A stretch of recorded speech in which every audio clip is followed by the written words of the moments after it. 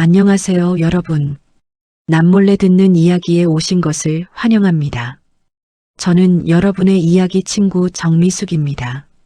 오늘 이야기는 평생 잊을 수 없었던 한 사람에 대한 이야기입니다. 젊은 시절, 단 몇 초의 선택으로 제 목숨을 살려준 사람. 저는 그 사람이 오래전에 세상을 떠난 줄만 알고 살았습니다. 그런데 50년이 지난 어느 날, 그 사람이 제 앞에 다시 나타났습니다. 오늘은 그 이야기를 여러분께 들려드리고 싶습니다. 살면서 단 한 번도 잊은 적 없는 이름. 그 이름과 함께한 기억을 오늘 이 자리에서 조심스럽게 꺼내봅니다. 제 이름은 김태수, 올해 75살입니다. 퇴직한 지도 벌써 10년이 넘었습니다. 그 사이 머리는 백발이 됐고 무릎도 예전 같지 않아 계단을 오르내리는 것도 조심스러워졌습니다. 무릎이 아프다고 하면 아내가 파스를 찾아주고 배가 출출하다 하면 어느새 뭔가를 내와줍니다. 살아온 세월이 있으니 딱히 없는 것도 없고 그렇다고 특별히 대단한 것도 없는 그냥 그런 노년을 보내고 있습니다. 그런데 이상한 것은 이런 평범한 날들이 전혀 초라하게 느껴지지 않는다는 것입니다. 오히려 살아온 세월이 길수록 이렇게 아무 일도 없는 하루가 얼마나 귀한 것인지 알게 됩니다. 아무 탈 없이 지나가는 하루. 그게 얼마나 큰 복인지를 젊었을 때는 몰랐습니다. 요즘 제 일과는 단순합니다. 아침 6시면 저절로 눈이 떠집니다. 젊었을 때는 알람이 없으면 일어나지 못했는데 나이가 들고 나서는 신기하게도 몸이 먼저 시간을 압니다. 세수를 하고 따뜻한 보리차 한 잔을 마신 뒤 동네 공원을 한 바퀴 돌고 옵니다. 공원에는 저 같은 어르신들이 여럿 계십니다. 서로 얼굴을 알아보고 가볍게 목례를 나누거나 벤치에 앉아 잠깐 이야기를 나누기도 합니다. 산책을 마치면 손주들과 시간을 보내고 날이 좋으면 가끔 낚시를 다녀오는 것이 전부입니다. 낚시를 할 때는 아무 생각도 하지 않아도 됩니다. 물 위에 찌를 띄워놓고 그저 기다리기만 하면 됩니다. 그 고요함이 좋았습니다. 나이가 들수록 이상하게 조용한 것들이 더 좋아졌습니다. 아내는 그런 제 모습을 보며 이제야 사람 사는 것 같다고 말했습니다. 바쁘게만 살아온 세월이 지나고 나니 이렇게 고요한 하루하루가 오히려 낯설게 느껴질 때도 있었습니다. 그래도 이런 생활이 싫지는 않습니다. 아내와 나란히 앉아 저녁 뉴스를 보다가 어느 순간 서로 손을 잡고 있는 것을 발견할 때 이렇게 사는 것도 나쁘지 않다는 생각이 듭니다. 오래 함께한 사람이 곁에 있다는 것. 그것도 큰 복이라는 것을 이제는 압니다. 조용히 흘러가는 날들 속에서 그전에는 보이지 않던 것들이 비로소 눈에 들어오는 것 같았습니다. 마당 한쪽 화분에서 돋아나는 새싹, 이웃집 아이의 웃음소리, 저녁 밥상에 김이 모락모락 피어오르는 된장찌개. 그런 것들이 이렇게 소중하다는 것을 젊었을 때는 몰랐습니다. 어쩌면 그게 나이가 드는 것의 의미일지도 모르겠습니다. 잃고 나서야 보이는 것들, 천천히 걸으면서야 눈에 들어오는 것들, 그런 것들이 하나씩 쌓여가는 것이 늙어가는 일인지도 모르겠다고 저는 요즘 그런 생각을 합니다. 하지만 6월이 되면 꼭 한 곳을 찾습니다. 국립묘지였습니다. 현충일 전후로 사흘 중 하루를 잡아 혼자 길을 나섰습니다. 아내도 자식들도 따라오지 않았습니다. 그냥 혼자 가는 길이라는 것을 가족들은 알고 있었습니다. 처음에는 아내가 같이 가겠다고 한 적도 있었습니다. 하지만 저는 정중히 고개를 저었습니다. 설명하기 어려운 일이었습니다. 가족들은 제가 왜 매년 그곳을 찾는지 몰랐습니다. 저도 굳이 설명하지 않았습니다.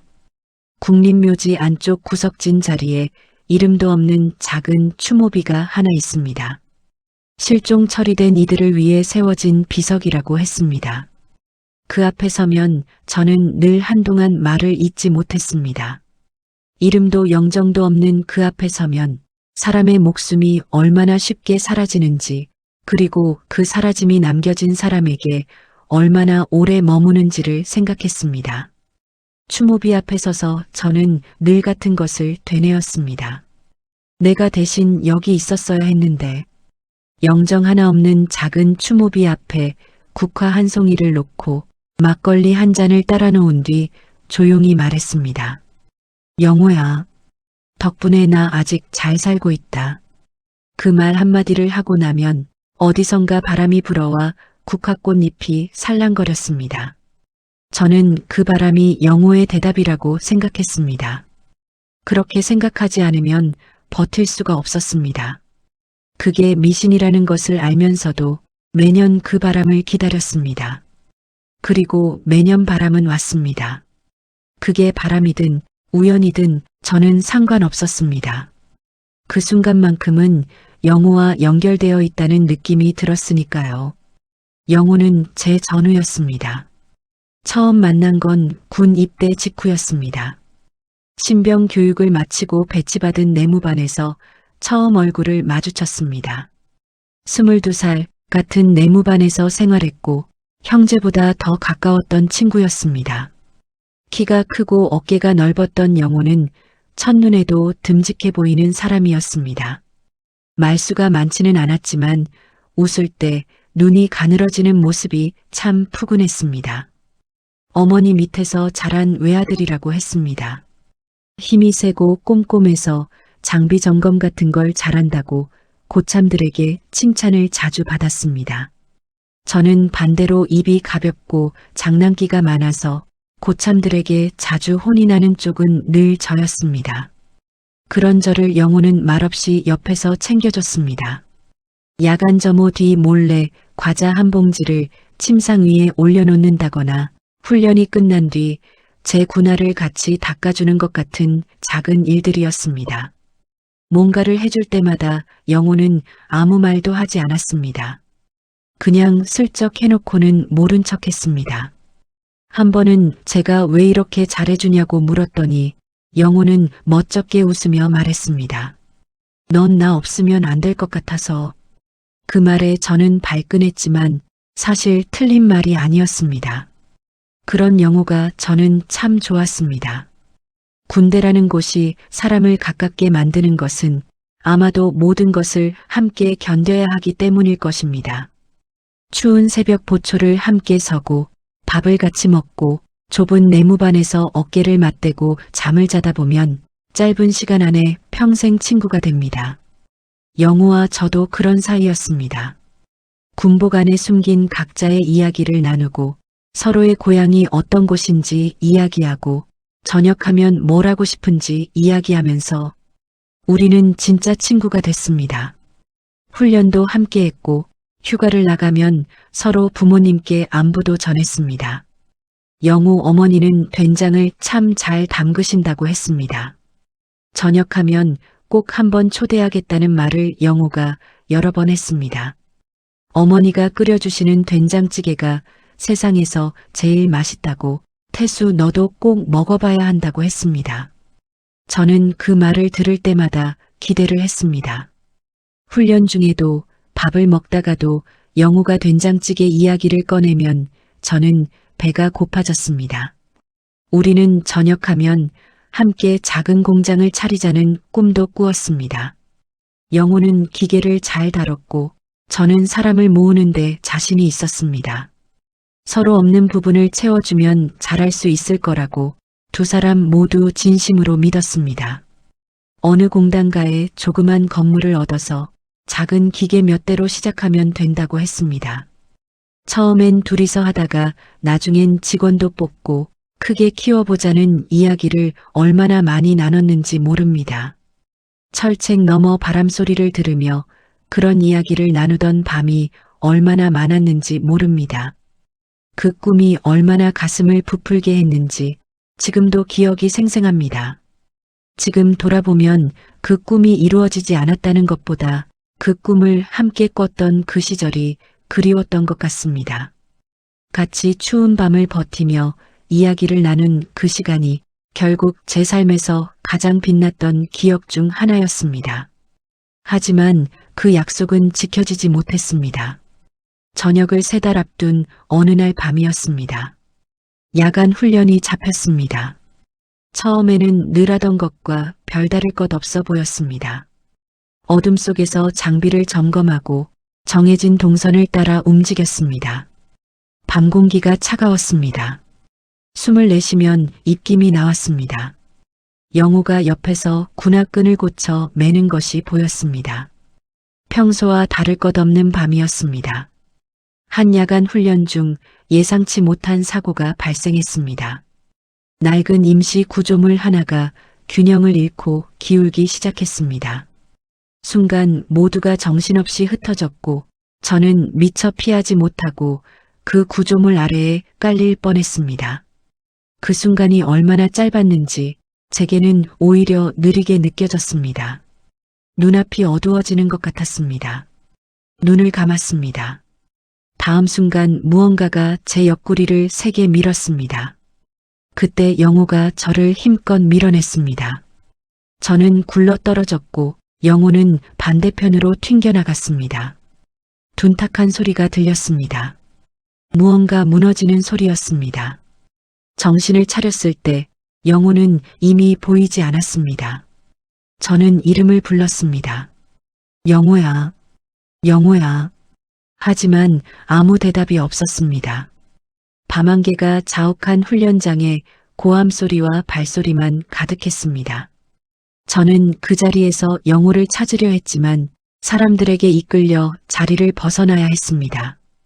발이 떨어지지 않았습니다. 며칠 뒤 부대에서는 그 사고로 영호가 실종되었고 끝내 발견하지 못했다는 말을 전했습니다. 저는 그 말을 듣고도 한동안 믿을 수가 없었습니다.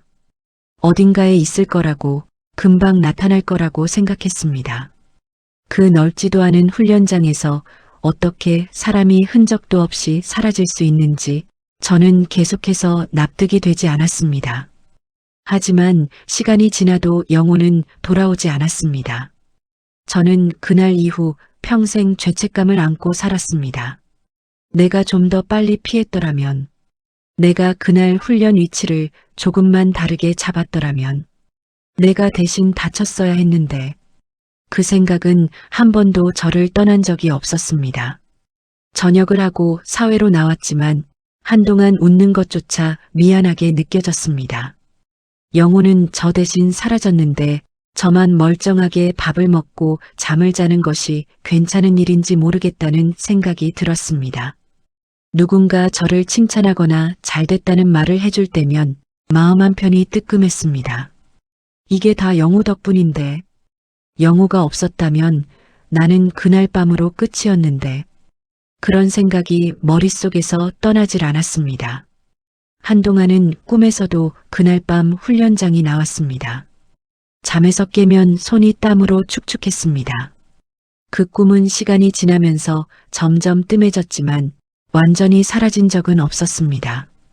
그 죄책감이 저를 어떻게 바꾸어 놓았는지는 저 스스로도 잘 모릅니다. 다만 그 이후로 저는 함부로 살지 않으려 했습니다. 영호가 살려준 삶이니까 그 삶을 허투루 쓰면 안 된다는 생각이 늘 마음 어딘가에 있었습니다. 그게 저를 단단하게 만들어줬는지 아니면 무겁게 만들어줬는지는 모르겠습니다. 아마 둘 다였을 것입니다. 세월은 빠르게 흘렀습니다. 결혼도 하고 아이도 키우고 손주도 생겼습니다. 직장에서 인정을 받았고 작은 사업도 해봤습니다. 형편이 어려울 때도 있었고 생각보다 잘 풀릴 때도 있었습니다. 아이들이 크면서 속을 썩일 때도 있었고 아내와 다툰 날도 있었습니다. 하지만 어떤 고비가 와도 저는 이렇게 살아있다는 것에 감사했습니다. 영호 덕분에 살고 있다는 것이 어떤 어려움 앞에서도 무너지지 않게 해주는 힘이었습니다.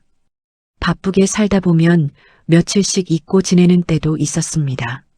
하지만 해마다 현충일이 다가오면 제 마음은 22살 그날로 돌아갔습니다. 술 한 잔을 마시면 눈앞에 그날 밤이 떠올랐습니다.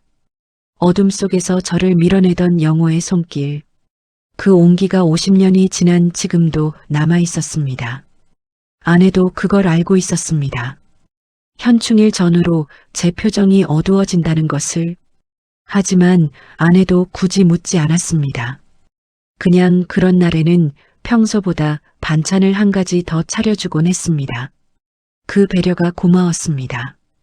그렇게 50년이 흘렀습니다. 돌아보면 50년이라는 세월이 어떻게 지나갔는지 모르겠습니다. 눈 깜짝할 사이라는 말이 맞기도 하고 아득하게 멀게 느껴지기도 합니다. 그 긴 시간 동안 저는 영호를 잃었다고 생각하며 살았습니다. 하지만 영호는 사라진 적이 없었습니다. 어딘가에서 살아 숨쉬고 저를 생각하며 같은 하늘 아래 있었습니다. 그러던 지난해 현충일, 아침부터 날이 맑았습니다. 저는 늘 그렇듯 혼자 길을 나섰습니다. 국화 한 다발과 막걸리 한 병을 들고 국립묘지를 찾았습니다. 버스에서 내려 정문을 지나 안쪽으로 걸어 들어갔습니다. 현충일이라 사람이 많았습니다. 가족 단위로 나온 분들도 있었고 단체로 참배를 온 학생들도 있었습니다. 저는 그 사이를 조용히 걸어 구석진 자리로 향했습니다. 추모비 앞에 한참을 서 있다가 막걸리 잔을 비우고 고개를 숙였습니다. 올해도 왔다. 잘 지내고 있냐? 마음속으로 그 말을 했습니다. 바람이 살짝 불었습니다. 국화꽃이 흔들렸습니다. 저는 고개를 들어 하늘을 바라봤습니다. 구름 한 점 없이 맑은 날이었습니다. 그냥 평소와 같은 현충일이 될 것이라고 생각했습니다. 추모를 마치고 돌아서는데 누군가 제 이름을 불렀습니다. 혹시 김태수 병장님 맞습니까? 저는 천천히 뒤를 돌아봤습니다. 백발의 노인이 서 있었습니다. 허리가 약간 굽어 있었고 손에는 작은 국화 한 송이를 들고 있었습니다. 처음 보는 얼굴이었습니다. 저를 모르시겠습니까? 그가 웃으며 말했습니다. 저는 박영호의 후임이었습니다. 순간 제 발걸음이 멈췄습니다. 심장이 쿵 내려앉는 것 같았습니다. 박영호. 그 이름을 이렇게 다른 사람 입에서 듣게 될 줄은 몰랐습니다. 50년 동안 제 혼자 간직해온 이름이 갑자기 낯선 노인의 입에서 흘러나왔습니다. 저는 겨우 말을 꺼냈습니다. 영호를 아십니까? 그가 고개를 끄덕였습니다. 우리는 근처 카페로 자리를 옮겼습니다. 창가 자리에 마주 앉아 따뜻한 차를 시켰습니다. 그는 자신을 이정식이라고 소개했습니다.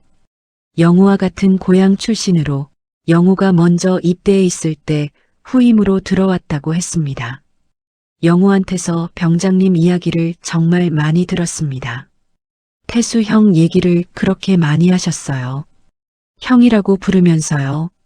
그 말을 듣는 순간 눈물이 차올랐습니다. 영호가 저를 형이라고 불렀다는 것, 저는 그것도 몰랐습니다. 이정식 씨는 계속 말을 이었습니다. 군에서 제대하고 고향에 돌아갔을 때 영호 선임님이 이미 거기 계셨어요. 많이 편찮으신 상태였는데 그래도 다시 뵙게 되니 반가웠습니다. 그 뒤로 제가 곁에서 도와드리게 됐어요. 이정식 씨의 말투는 조용하고 담담했지만 그 안에 긴 세월이 담겨 있었습니다. 후임은 가방에서 오래된 사진 한 장을 꺼냈습니다. 사진 속에는 젊은 시절의 저와 영호가 나란히 웃고 있었습니다.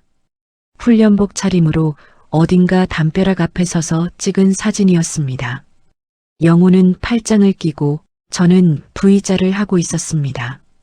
그 사진을 보는 순간 눈물이 왈칵 쏟아졌습니다. 제 손이 떨렸습니다. 정말 오래된 사진이었습니다. 빛이 발에 모서리가 달아 있었지만 사진 속 두 사람의 얼굴은 선명하게 남아 있었습니다. 22살의 영호. 그 환한 얼굴이 거기 있었습니다. 이 사진이 아직 있었군요. 제가 말했습니다. 이정식 씨가 답했습니다. 선임님이 항상 갖고 계셨어요. 그런데 후임은 뜻밖의 말을 꺼냈습니다. 김 병장님, 영호 선임님은 그때 바로 돌아가신 게 아니었습니다. 저는 손에 들고 있던 찻잔을 떨어뜨릴 뻔했습니다. 무슨 말씀이십니까? 목소리가 제대로 나오지 않았습니다. 후임은 조용히 말을 이어갔습니다. 사고 직후 영호는 크게 다쳤지만 구조되었고 오랫동안 치료를 받았다고 했습니다. 의식을 잃은 채로 발견되어 후송되었고 회복하는 데만 몇 달이 걸렸다고 했습니다. 다만 몸을 제대로 쓰기 어려울 정도의 후유증이 남았고 고향으로 돌아가 조용히 살아가기를 선택했다는 것이었습니다. 부대에서는 그 사고를 외부에 알리지 않기 위해 실종 처리를 했고 영호 본인도 그 결정에 따랐다고 했습니다. 저는 한참을 아무 말도 하지 못했습니다. 창밖으로 사람들이 지나다니는 것이 보였지만 제 눈에는 아무것도 들어오지 않았습니다. 살아있었구나. 그 말이 머릿속에서 계속 맴돌았습니다. 그럼 왜 저를 찾지 않았습니까? 제 목소리는 떨리고 있었습니다. 후임은 잠시 침묵하다가 말했습니다. 영호 선임님이 그러셨습니다. 태수는 나 때문에 평생 미안해할 사람이다. 괜히 다시 나타나면 그 미안함만 더 커질 거다. 그래서 연락하지 않으셨습니다. 저는 입술을 꾹 깨물었습니다. 영호가 저를 지워야 한다고 생각하지 않았다는 것이 저를 잊은 게 아니라 오히려 너무 잘 알아서 피했다는 것이 더 사무치게 마음에 걸렸습니다. 살아있었으면서 왜? 그 말을 듣는 순간 저는 더 이상 눈물을 참을 수가 없었습니다. 50년 동안 영호가 죽은 줄 알고 살았는데 영호는 살아있었습니다. 그것도 저를 걱정하며 저를 생각하며 살아온 것이었습니다. 저를 위해 일부러 나타나지 않은 것이었습니다. 저는 아무 말도 할 수 없었습니다. 평생 영호를 잃었다고 생각하며 살아왔는데 영호는 저를 걱정하며 제 인생을 지켜보고 있었던 것입니다. 후임 이정식 씨는 말을 이었습니다. 병장님이 매년 국립묘지를 찾는다는 것도 알고 있었다고 했습니다. 동네에 아는 분이 있어서 소식이 들어왔다고 했습니다. 영호 선임님이 늘 말씀하셨어요. 태수가 아직도 나를 기억하는구나. 고맙다 참. 그 말을 들으니 가슴이 무너졌습니다. 저는 잔을 두 손으로 감싸 쥐고 한참을 고개를 숙이고 있었습니다. 이정식 씨는 이어서 말했습니다. 저도 오래 망설였습니다. 선임님이 연락하지 말라고 하셨으니까요. 그런데 선임님이 요즘 건강이 많이 안 좋으십니다. 스스로 말씀하시진 않지만 제가 보기엔 시간이 많지 않은 것 같아서 병장님을 꼭 한번 뵙게 해드리고 싶었습니다. 저는 고개를 들어 이정식 씨의 눈을 바라봤습니다. 고마운 사람이었습니다. 수십 년간 영호 곁에서 지켜온 사람. 그 마음이 고맙고 또 미안했습니다. 이정식 씨가 용기를 내지 않았다면 영호와 저는 영영 만나지 못했을 것입니다. 그 한 사람의 마음이 50년을 갈라놓은 거리를 좁혀준 것이었습니다. 감사합니다. 그 말밖에 나오지 않았습니다. 며칠 뒤 후임의 안내로 작은 시골 마을을 찾았습니다. 버스를 2번 갈아타고 좁은 마을 길을 한참 걸어 들어갔습니다. 길가에 감나무가 줄지어 서 있었고 논 사이로 시냇물 소리가 들렸습니다. 오래된 마을이었습니다. 돌담이 낮게 이어지고 집집마다 작은 텃밭이 있었습니다. 낡은 한옥 마당. 마당에는 작은 화단이 있었고 봉숭아와 맨드라미가 소담스럽게 피어 있었습니다. 마당 안쪽에 이정식 씨 집인 듯한 건물이 있었고 그 옆에 작은 방 하나가 붙어 있었습니다. 영호가 거기서 지낸다고 했습니다. 이정식 씨가 수십 년 동안 영호를 곁에서 돌봐왔다는 것을 나중에 알았습니다. 군에서 맺어진 인연이 이렇게까지 이어지다니 그 마음이 얼마나 깊은 것인지 저는 가늠할 수가 없었습니다. 사람이 사람 곁에 머무는 데는 이유가 따로 필요하지 않다는 것을 이정식 씨를 보며 생각했습니다. 그냥 거기 있었던 것입니다. 그것만으로도 충분했습니다. 휠체어에 앉아있는 한 노인이 저를 바라보고 있었습니다. 머리는 하얗게 새었고 얼굴에는 깊은 주름이 새겨져 있었습니다. 오른손이 불편해 보였습니다. 하지만 그 눈빛만큼은 변하지 않았습니다. 훈련장에서 저를 바라보던 그 눈빛, 걱정 반 장난 반으로 저를 챙기던 그 눈빛, 눈이 마주치는 순간 우리는 동시에 서로를 알아봤습니다. 태수야. 그 한마디에 50년 세월이 무너져 내렸습니다. 저는 영호를 끌어안고 한참을 울었습니다. 어린아이처럼 소리내어 울었습니다. 무릎이 꺾여 마당에 주저앉을 뻔했습니다. 창피하다는 생각도 들지 않았습니다. 그냥 울었습니다.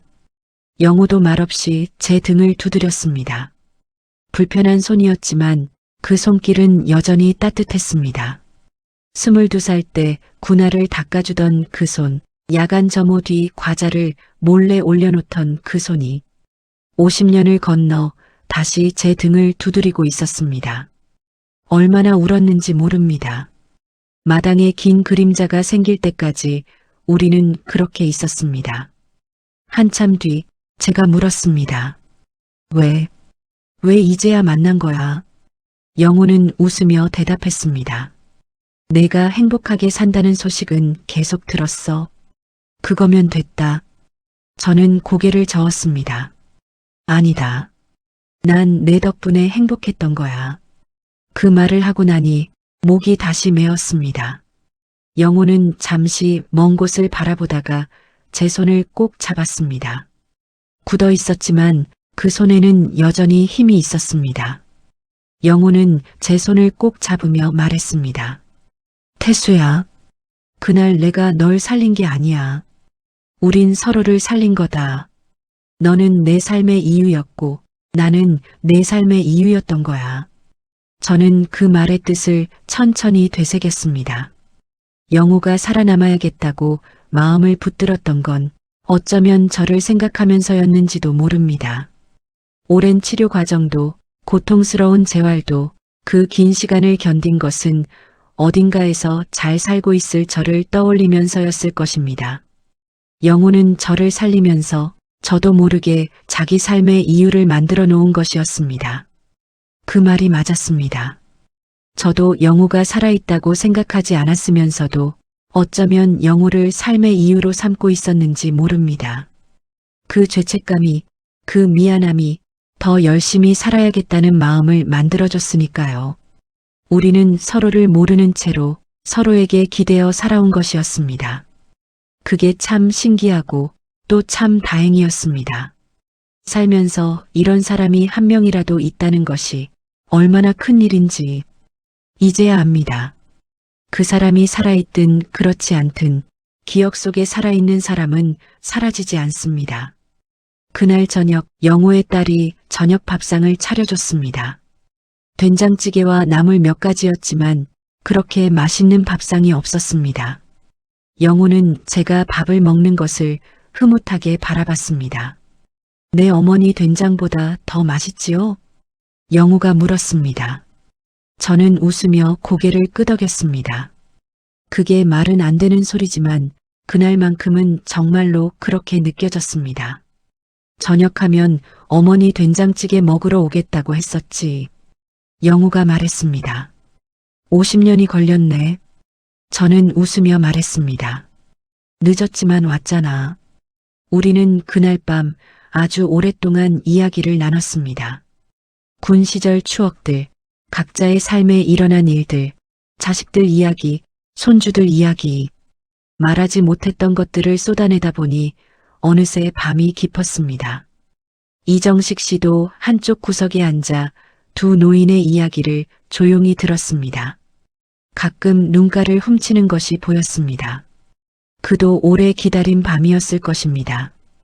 영우 곁에서 이날을 기다려온 사람이니까요. 자리에서 일어서며 저는 영우에게 말했습니다. 다음에 또 올게. 제가 말했습니다. 아, 그리고 이번엔 아내도 데리고 오려고. 영우가 웃었습니다. 데리고 와. 우리 딸이 밥 잘한다. 그 웃음이 22살 그때 그 웃음이었습니다. 눈이 가늘어지고 어깨가 들썩이는 그 웃음. 영우는 고개를 끄덕이며 말했습니다. 그래. 기다리마. 집으로 돌아오는 길 하늘이 유난히 맑았습니다. 별이 참 많았습니다. 버스 안에서 창밖을 바라보며 저는 생각했습니다. 50년 동안 제 마음속을 짓누르던 돌덩이가 그날 비로소 내려앉았습니다. 차 안에서 저는 한동안 멍하니 창밖을 바라봤습니다. 죄책감이 사라진 자리에 무엇이 남았는지 그건 허전함이 아니었습니다. 고마움이었습니다. 그리고 이상하게도 참 잘 살아야겠다는 생각이 들었습니다. 영우가 지켜봐온 제 삶이니까 앞으로도 그럴 자격이 있는 사람이어야겠다고 생각했습니다. 집에 돌아오니 아내가 불을 켜놓고 기다리고 있었습니다. 어디 다녀왔냐고 물었습니다. 저는 잠시 망설이다가 말했습니다. 오랜 친구를 만나고 왔어. 아내는 더 이상 묻지 않았습니다. 그냥 따뜻한 차 한 잔을 내주고 옆에 앉았습니다. 저는 그 온기를 두 손으로 감싸 쥐고 한참을 그렇게 있었습니다. 그날 밤 저는 오랜만에 꿈을 꾸지 않고 잠을 잤습니다. 그 훈련장 꿈도 꾸지 않았습니다. 어둠 속에서 무언가를 찾아 헤매는 꿈도 꾸지 않았습니다. 그냥 잠이 들었고 그냥 아침이 됐습니다. 눈을 떴을 때 창밖에 햇살이 들어오고 있었습니다. 저는 잠시 멍하니 그 빛을 바라봤습니다. 이상하게 가벼운 아침이었습니다. 살다 보면 다시는 만날 수 없을 것 같던 사람을 기적처럼 다시 만나는 날이 있습니다. 그리고 그 만남은 남은 인생을 다시 살아갈 힘이 되어주기도 합니다. 잊고 살았던 것들이 다시 떠오르는 밤이 있습니다. 아무런 이유 없이 옛 친구 얼굴이 생각나는 날이 있습니다. 저는 이제 그 느낌을 그냥 지나치지 않으려고 합니다. 그 느낌이 올 때, 그 사람이 생각날 때, 그때가 연락할 때라는 것을 이번 일로 배웠습니다. 오늘 이야기를 듣고 계신 여러분 중에도 마음속 어딘가에 그런 이름 하나쯤 간직하고 계신 분이 있으실 것입니다. 오랫동안 연락하지 못했던 친구, 보고 싶었지만 먼저 손 내밀지 못했던 누군가, 잘 지내나 궁금하면서도 바쁘다는 핑계로 미뤄온 안부 하나. 오늘 하루 그 이름을 한번 떠올려 보시는 건 어떨까요? 그리고 용기를 내어 안부를 물어보시는 건 어떨까요? 50년이 지나도 늦지 않았습니다. 사람과 사람 사이의 인연은 생각보다 훨씬 더 오래 남아있으니까요.